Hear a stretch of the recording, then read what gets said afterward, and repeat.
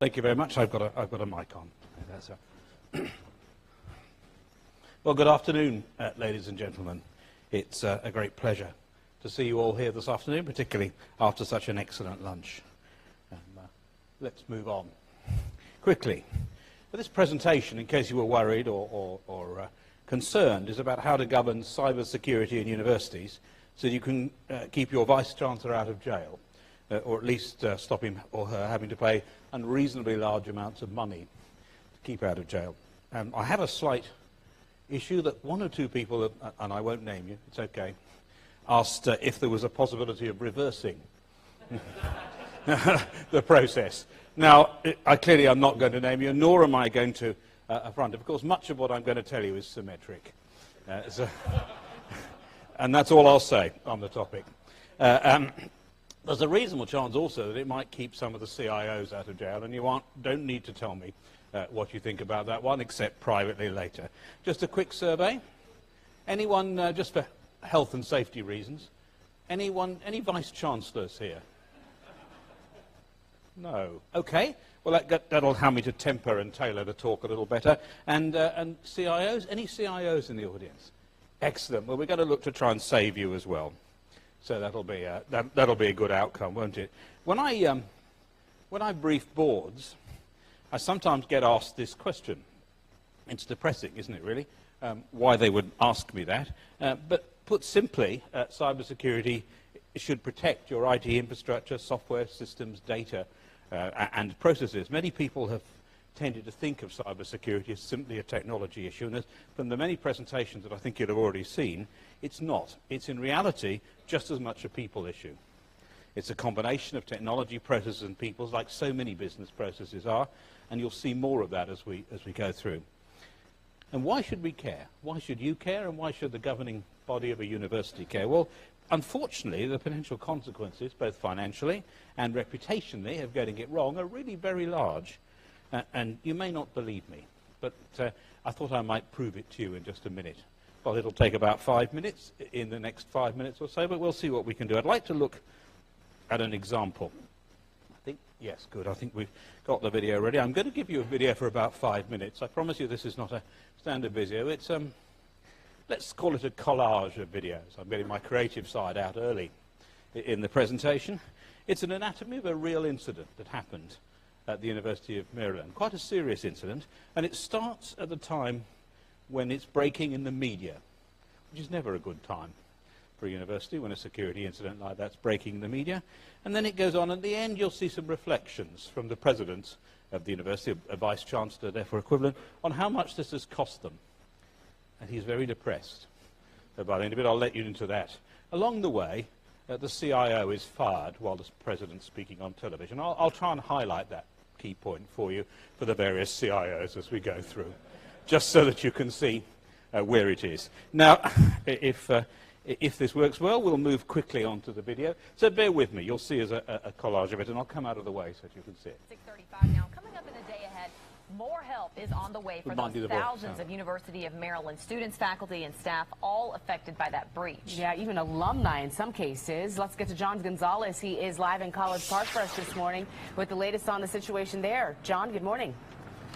Good morning, Jumi and Atria. The school this morning is offering free credit monitoring, but right now school officials are actually still scrambling, trying to notify everyone involved. We understand some 17,000 alumni are no longer on the school's email list, so that could be a problem getting a hold of everyone over the next couple of weeks. Now, we understand that hackers have accessed more than 300,000 personal records of current and former students and the staff here at the University of Maryland. The stolen information includes social security numbers, birthdays, names, and school IDs. Now the university has partnered with a cybersecurity firm and has also brought in the U.S. Secret Service to help with this investigation. Now, this latest security breach has raised the question, is the data system here in College Park outdated, and why did the school keep such sensitive information for so long? The system was put in place in 1998.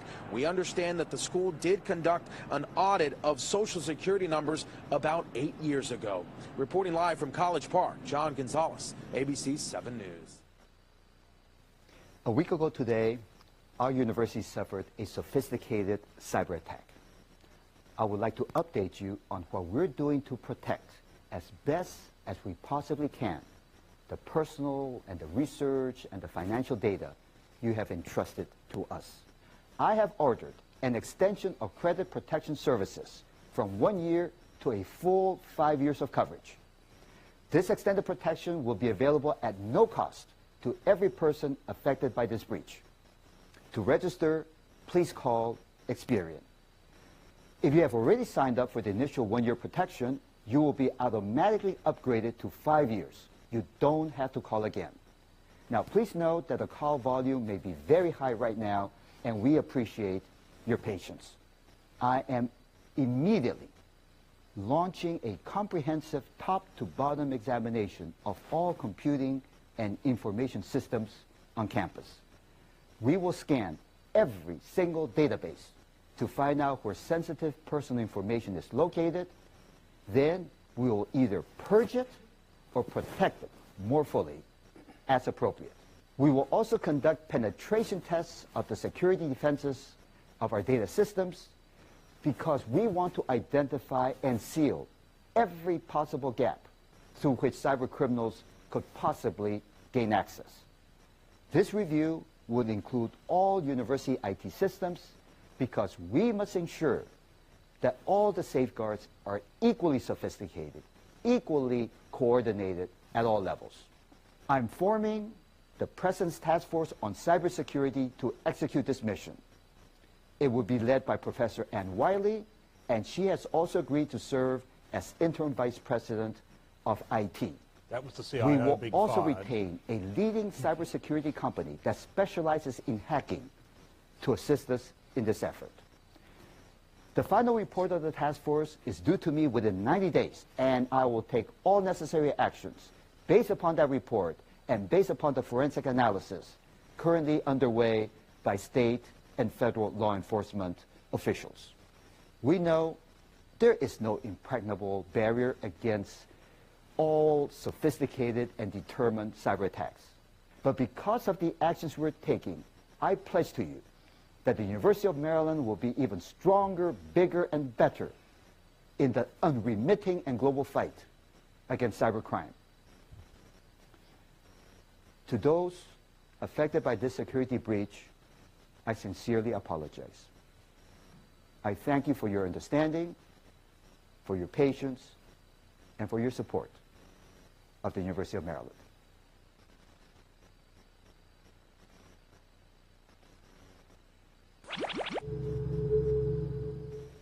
Everything financially about me is in jeopardy.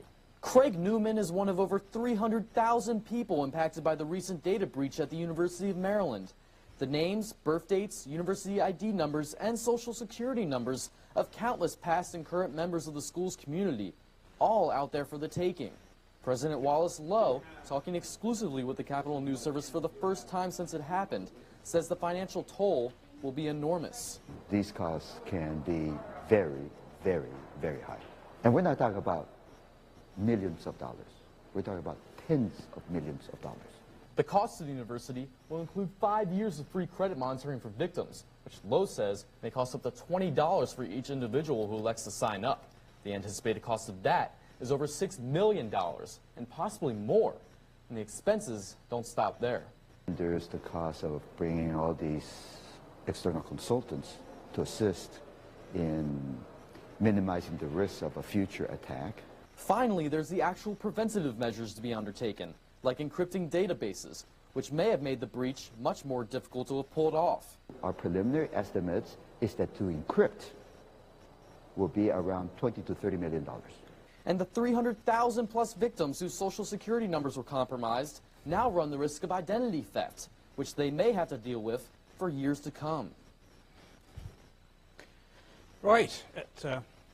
In case you thought it couldn't ever happen then. And just in case, I just want to ram it home, only for a second or two, so don't get too worried. This was a famous hack attack recently on the Office of Personnel Management in the US.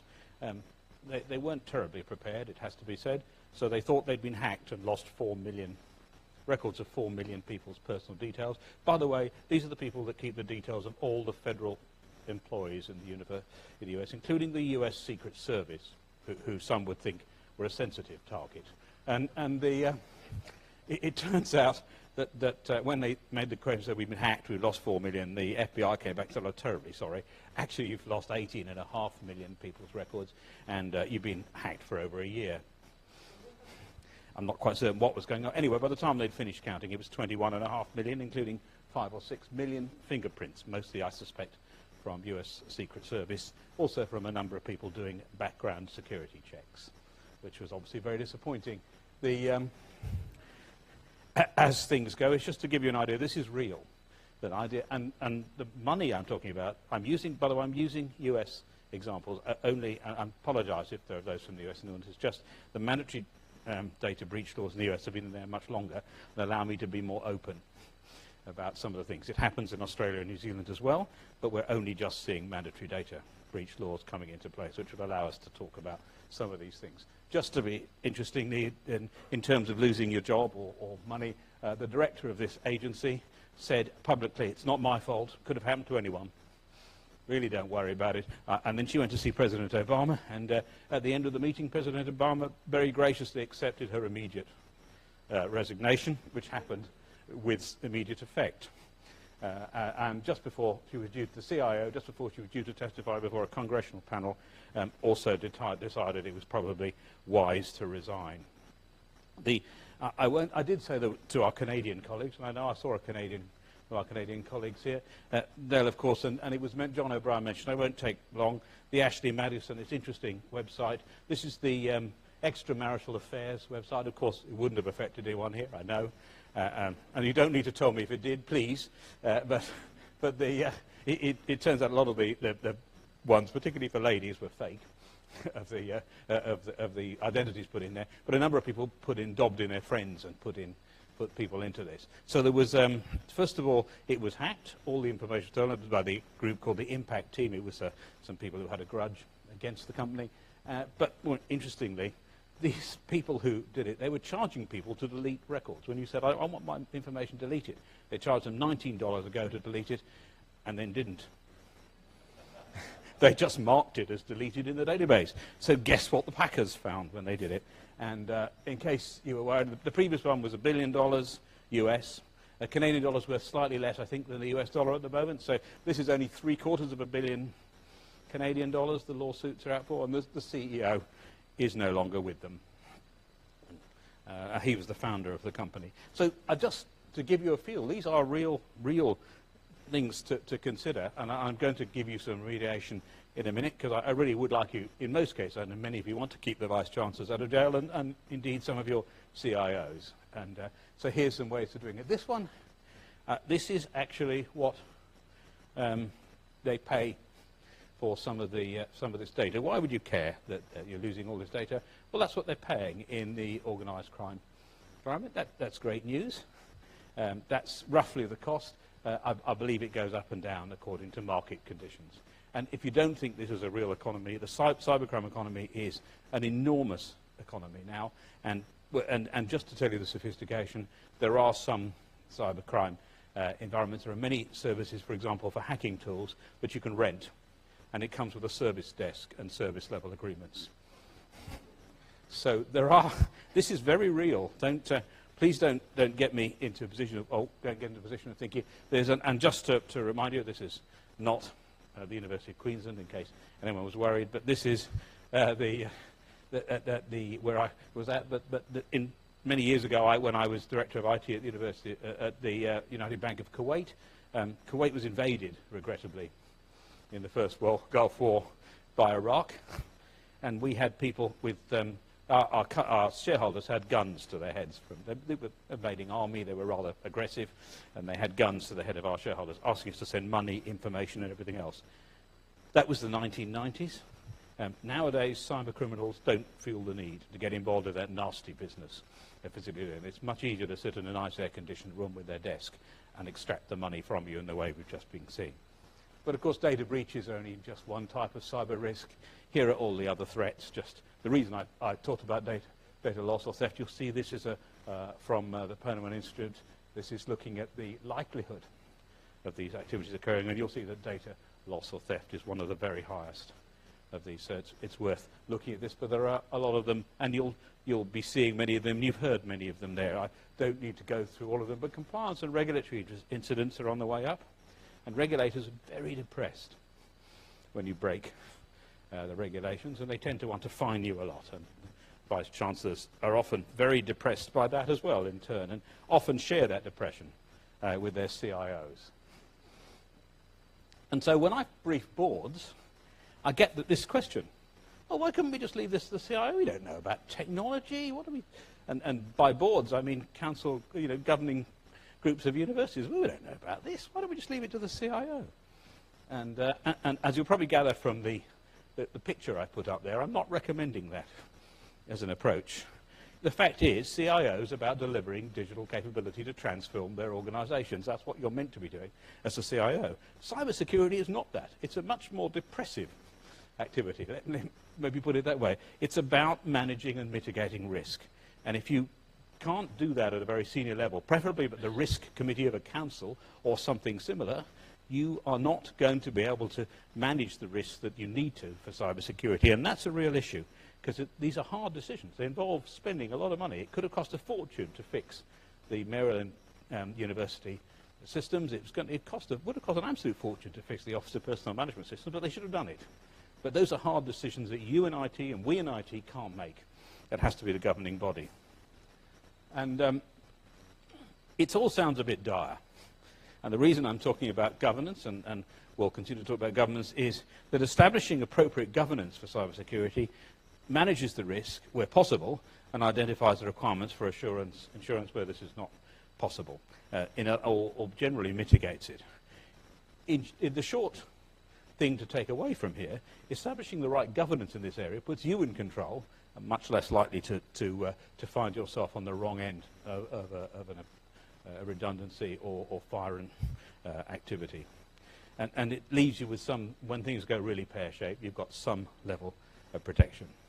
There's an old motto in cybersecurity, as in many others, which is never waste a crisis. Because at the University of Maryland, they had a bit of a crisis, and the new CIO has been happily using that to ensure the appropriate investment in what's going on. The trick here for us is not to be the new CIO learning from the crisis, but to be the existing CIO or Vice Chancellor learning for that crisis. That's what governance is going to help us do, ultimately. So what is the right governance? There are lots of answers to that, but I'm going to give you a very, very quick and straightforward approach. And you can't go through how to do governance in a talk this short, but as I'll see later, I'm happy to give further information later. One of the things you've got to do is, if you're going to manage, you've got to take the same rule as you would with managing any other risk. You've got to identify what your current risk profile is, the as-is, if you like, in software engineering terms. If you don't do that, anything else you do is not measurable. It's not achievable, and it doesn't really tell you whether or not you're controlling your security. Having done that, you then have to identify and let's call that the current profile. You then have to identify what you're going to do to mitigate or manage or accept some of those risks. You come up with a series of those profiles, and those are your target profiles.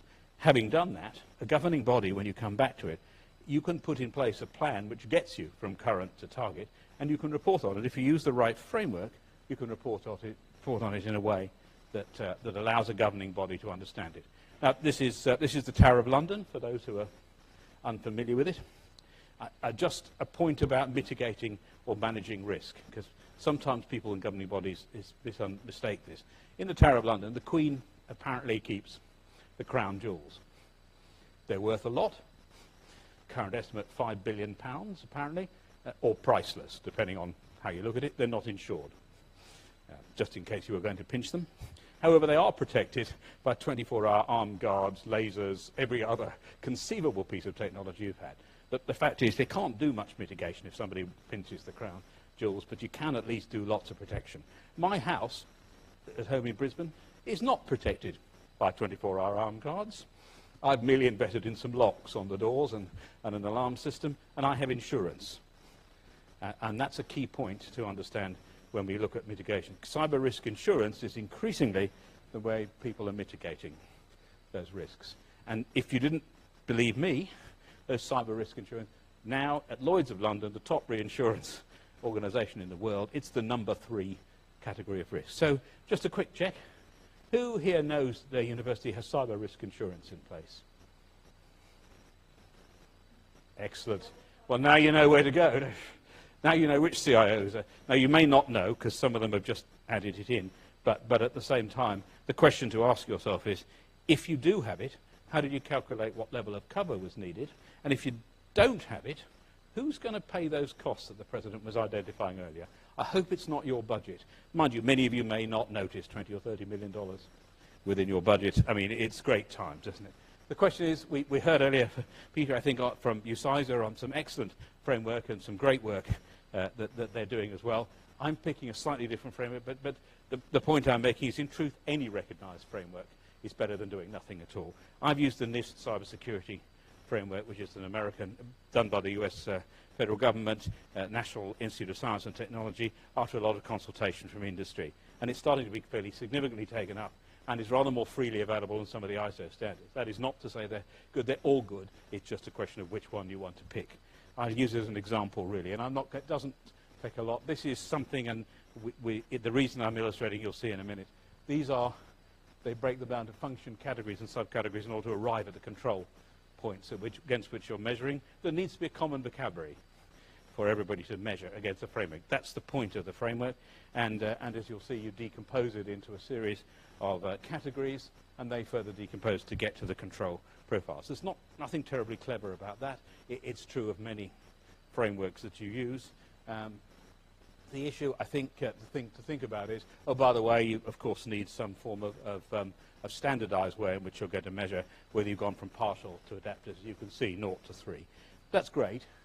The issue is then that it's fairly easy. Actually, this framework, the way this framework falls out, as you measure against that, it becomes fairly easy to measure this and to present it to your governing body as to where you are. So what you arrive at is a current profile. You've done an assessment of your current risk. You look against these controls and come up with a current profile. You identify the risks you are prepared to take, to accept, to mitigate, to manage, and how you'll do that, and you arrive at a target profile. By doing that, you arrive at a clearly implementable plan. Why is that a good idea? Because when the regulators come at your door later, as they will after something happens here, or they want to find out what you have done as a university, they're going to be looking for this stuff. They're going to be looking for something which shows that you actually understood there was an issue and did something about it. And the same is true commercially if you're going to get sued. Unfortunately, and one thing I do want to stress, the whole point about risk approach is that you are not trying to take the tick-in-a-box approach. This is not a thing saying, I've got to get everything to level 3. It must be there. It would be a complete waste of money. The issue is that you only mitigate the risk. You go as far as you reasonably need to mitigate the risk that you're trying to mitigate. You do not need to go to that. Most people only go to 1 or 2, whatever it might be in many of these different categories. The fact is, you've identified what risk you're prepared to take, what money you're prepared to mitigate it, and you've probably invested in some level of cyber insurance, or at least some people have. Looks like not all the universities have yet got to that point, but most companies are now taking up some level of cyber risk insurance. So, as we get to the conclusion, how would you do it? I'm suggesting you can take 6 steps to do this. I know this is very simple. Apologies for it being simple at this point. First of all, agree the framework and approach you're going to adopt. That makes sense. Arrange for a current state security review to be undertaken. You may be able to do it, but it's more likely you're going to want some external help in doing that. Assess the outcomes of the review and determine what your current risk profile is. Again, use some external help if you need it. Agree the risk that you want to take. You know, what risks you're prepared to accept, what risks you're prepared to manage, what do you want to mitigate, and how you'll do that. And that tells you where you want to get to, your targets. And you then put in place a plan to do it, and you manage against that plan. It's not different from many other risk things, but the frameworks allow you to put this in context. And one last bit that I think will be helpful to do. What do you do, I hear you say, when the big kahunas at the university are just not listening? They may not be asleep at the wheel, but they might as well be, perhaps, when it comes to cyber security. Now, none of you, clearly, the universities who've come here are at a higher plane and would never have this problem with their own governance bodies, I'm sure. But if you did, if there were a problem getting heard at that level, you might want to take a slightly different set of approaches. And I'm suggesting that you might want to just say, if I institute your own review, you can do that. It's harder than doing it with, and it may not be complete, but it's a start. Use some external monitoring. I'm not suggesting that these are a particular company that you should use. I'm merely giving them as an example, not in any way suggesting you should use them. Undertake regular monitoring, report through your own governance channel, and make sure you clearly document and create your own recommendations. If the proverbial hits the fan, when it comes down to, it's not coming to you when you've done that. It may seem defensive, but actually there may be a bit to defend. Finally, if you haven't seen these products like BitSight, I'm not recommending this as a product. I'm just telling you that there are a class of products like this as an example.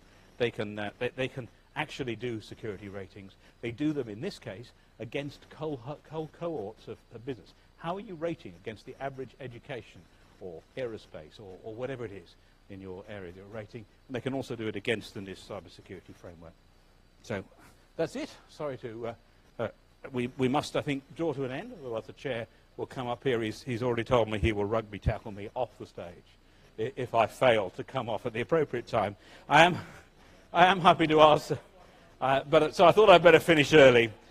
I'm happy to answer some questions now. I'm around at the conference, very happy to pick up any questions. And also, if you'd like, there's a lot more references there than I can possibly give you in how to do some of this stuff, and particularly those particular resources. If you want to give me your business card or let me have your email address, I'm happy to email those resources to you. It'll probably be late next week, as I'm just about to go to Beijing, and I don't want to email them to you from Beijing. But I will do it as soon as I get back next week.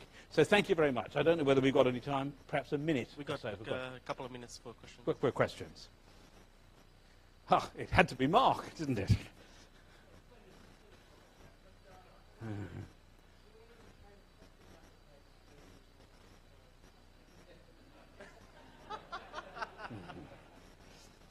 I knew you'd ask that. Fortunately, I have an answer. The average of those is published in some reports that are done by the Pone Institute and others. They do a market survey. I think they must employ people who can read Russian, because much of them are on Russian websites. Excellent. Liz.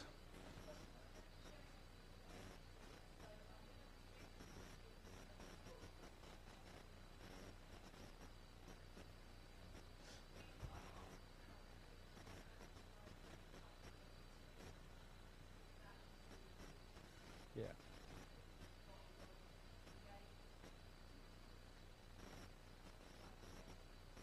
And it's great to deal with awareness, and that's all part of how you deal with that risk assessment.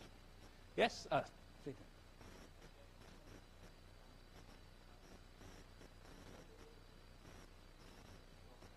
Yes.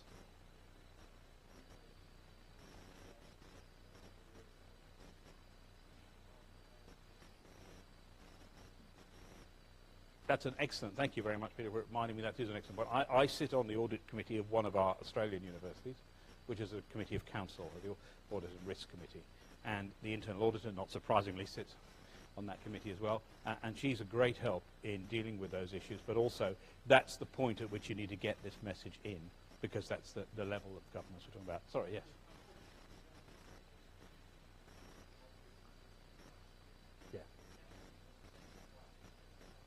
Yeah, yeah.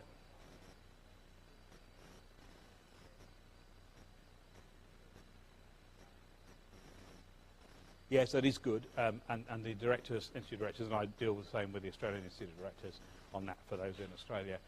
Just be careful how they couch that. Some of the language they use tends to put people off, even when the institute directors do it. So you might want to moderate how they. If you're presenting that, don't present it naked, so to speak. Do some moderation of it. Any other questions before the chair throws me off here? Oh, you've given him full license. I'll be it off before he does. Thank you, Doctor.